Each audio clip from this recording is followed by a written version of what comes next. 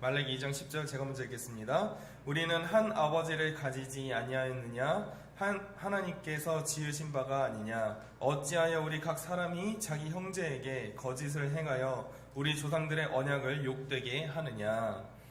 유다는 거짓을 행하였고 이스라엘과 예루살렘 층에서는 가증한 일을 행하였으며 유다는 여호와께서 사랑하시는 그 성결을 욕되게 하여 이방신의 딸과 결혼하였습니다. 이 일을 행하는 사람에게 속한 자는 깨는 자나 응답하는 자나 깨는 자나 응답하는 자는 물론이요 만군의 여호와께 제사를 드리는 자도 여호와께서 야곱의 장막 가운데서 끊어 버리시리라. 그런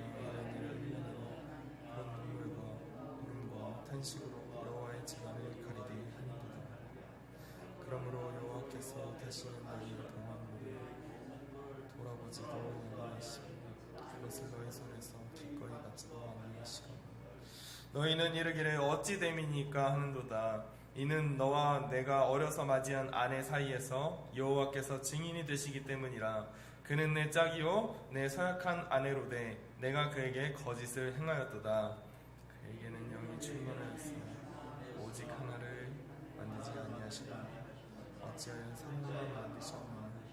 이는 경건한 짓을 없게 하시나니 그러므로 내 심령을 삼가지켜 어려서 맞은 아내에게 거짓을 행하지. 16절 함께 읽겠습니다. 이스라엘의 하나님 여호와가 이르노니 나는 이혼하는 것과 옷으로 학대를 가리는 자를 미워하노라. 만군의 여호와의 말이니라. 그러므로 너희 심령을 삼가 지켜 거짓을 행하지 말지니라. 아멘. 기도하겠습니다. 하나님 감사합니다. 오늘도 귀하게 새벽을 깨우며 이 자리에 나와 하나님을 찬양하고 말씀을 듣고 기도의 자리로 나아갈 수 있도록 인도하심에 감사합니다.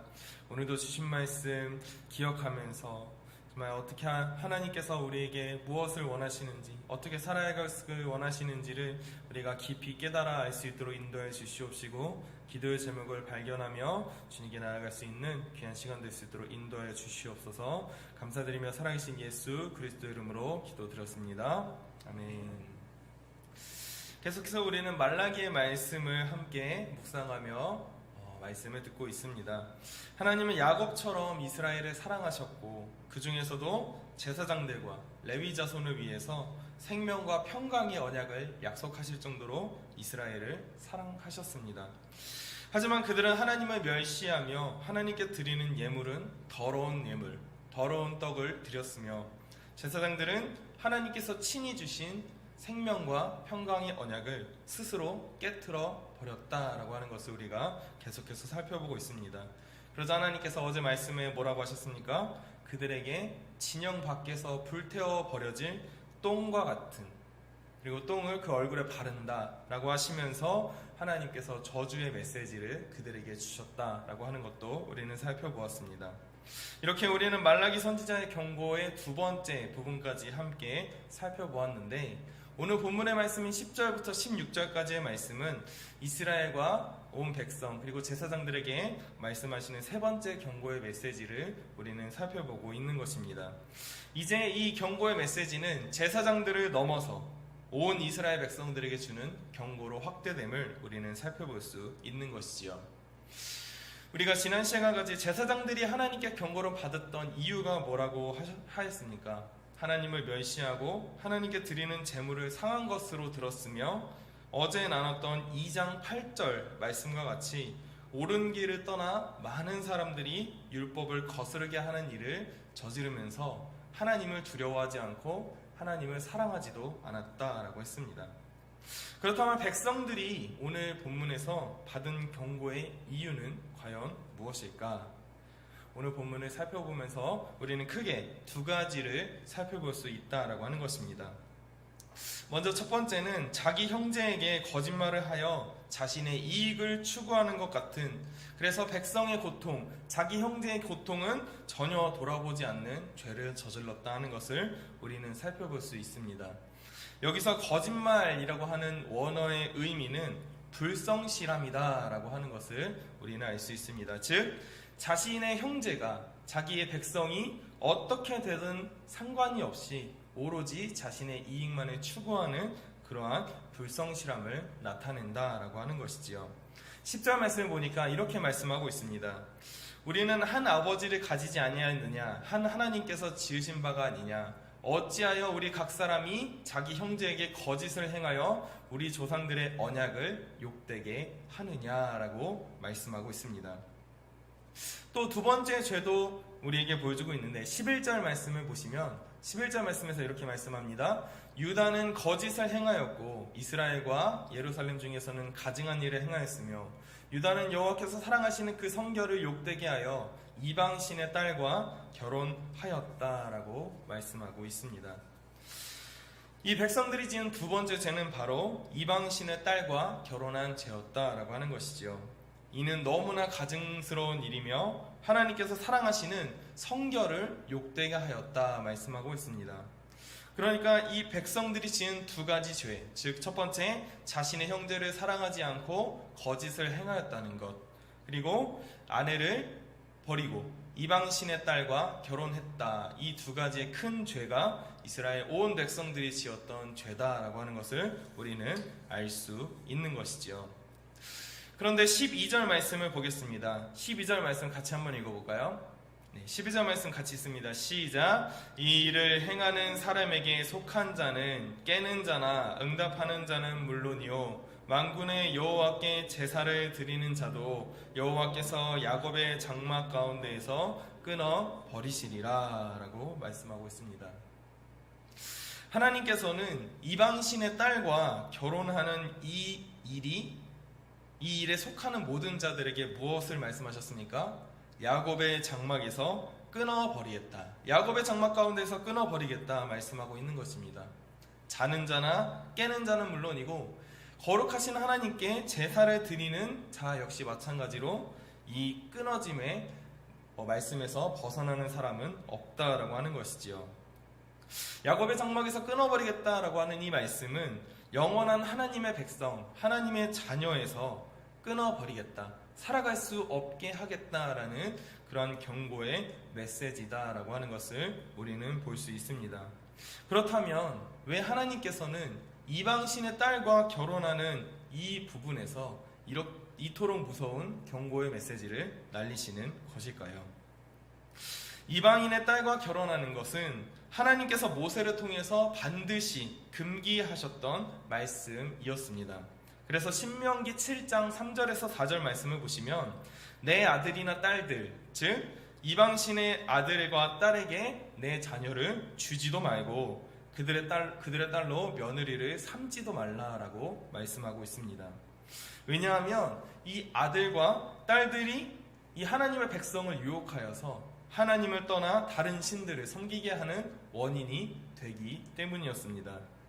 하나님만을 섬기는 백성들 가운데 이러한 사람들이 나오고 이러한 사람들이 집안에 들어오게 된다면 마치 빵에 누룩이 퍼지듯 온 전염병이 그들에게 퍼질 수 있기 때문이었습니다.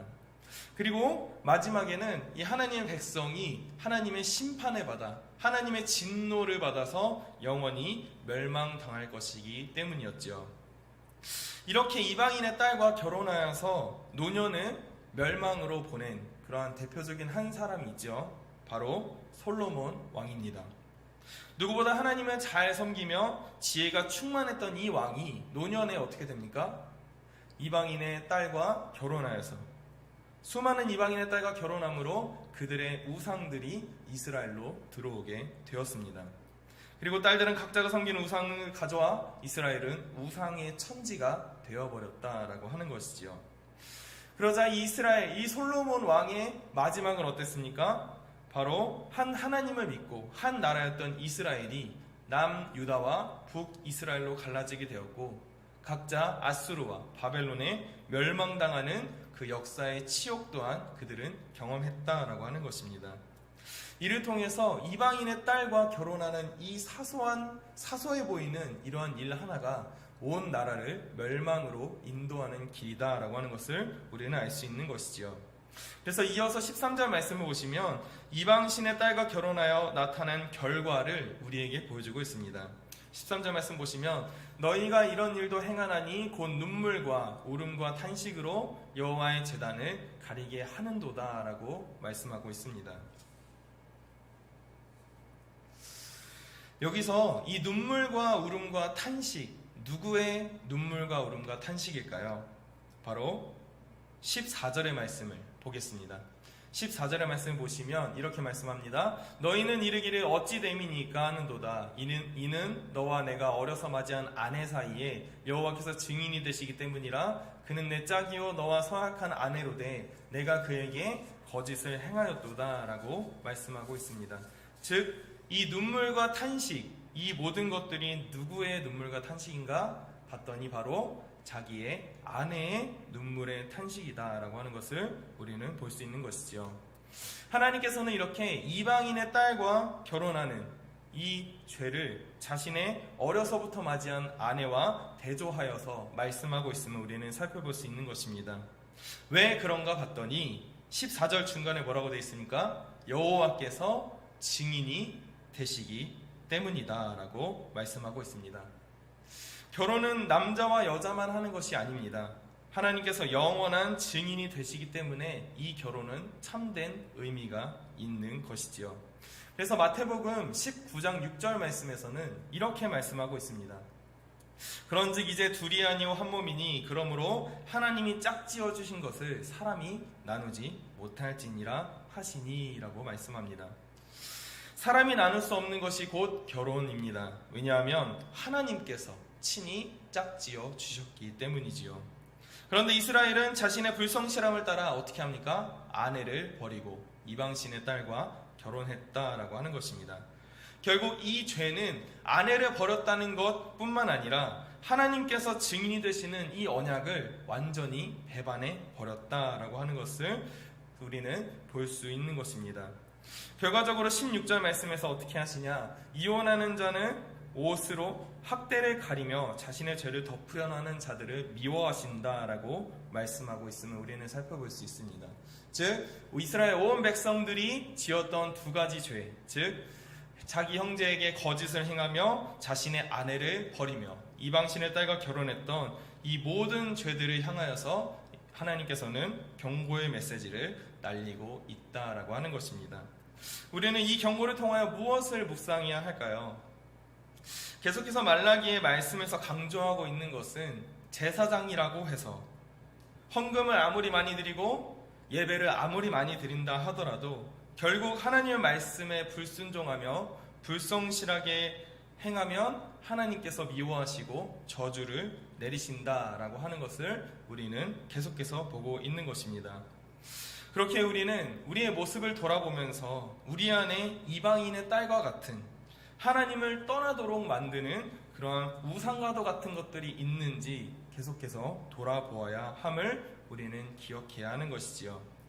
이 말씀을 통해 우리에게 경고를 주신 하나님을 기억하면서 하나님과 내 이웃에 불성실하지 않는 여기 모인 우리 모든 성도님들이 다 되실 수 있기를 간절히 소망합니다. 아멘. 그런데 말라기 말씀을 계속해서 보다 보면 이 야곱의 장막에서 끊어버리겠다는 이 저주가 있음에도 불구하고 계속해서 하나님께서 이스라엘 백성들에게 주시는 마음은 무엇이냐면 바로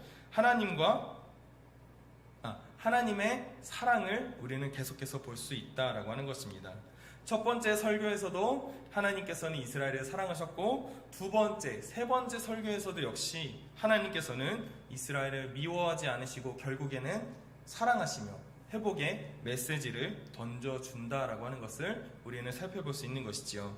15절 말씀을 보시면 이렇게 말씀합니다. 빨간색 글씨만 보시면 그러므로 내 심령을 삼가 지켜 어려서 맞이한 아내에게 거짓을 행하지 말지니라 라고 말씀하고 있고 16절 말씀에도 보시면 그러므로 너희 심령을 삼가 지켜 거짓을 행하지 말지니라 라고 말씀하고 있습니다.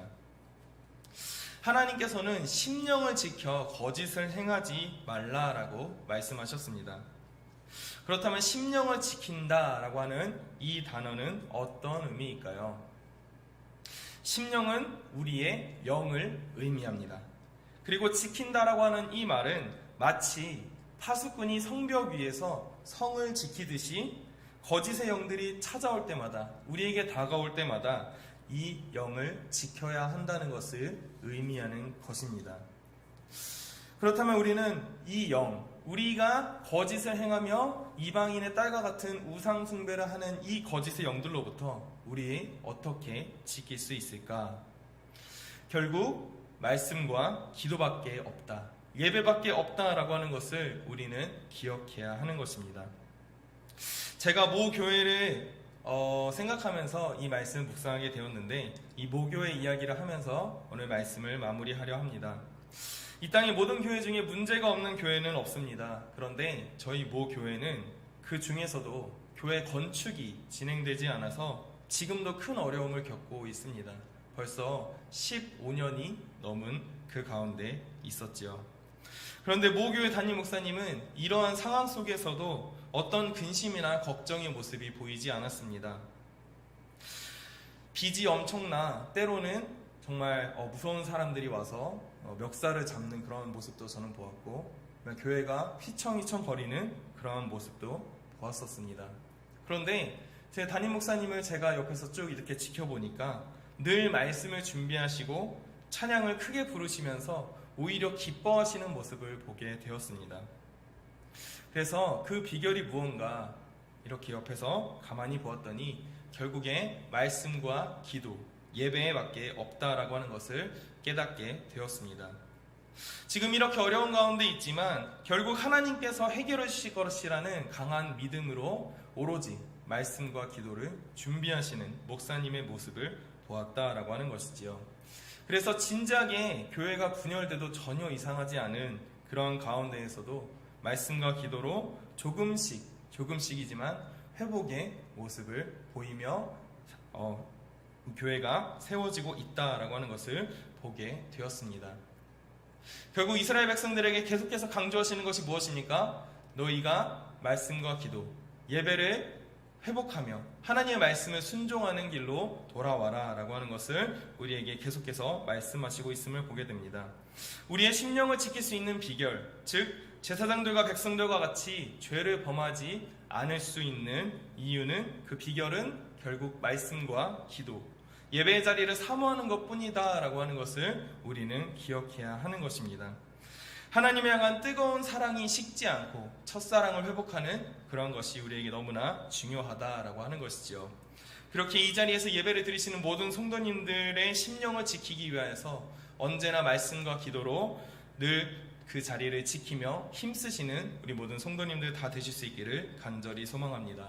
그래서 하나님의 저주와 미움의 대상이 아닌 축복과 사랑의 대상이 될 수 있는 우리 모든 성도님들 다 되실 수 있기를 간절히 소망합니다. 아멘. 이 시간 함께 찬양을 한 곡 부르면서 기도의 자리로 나아가도록 하겠습니다.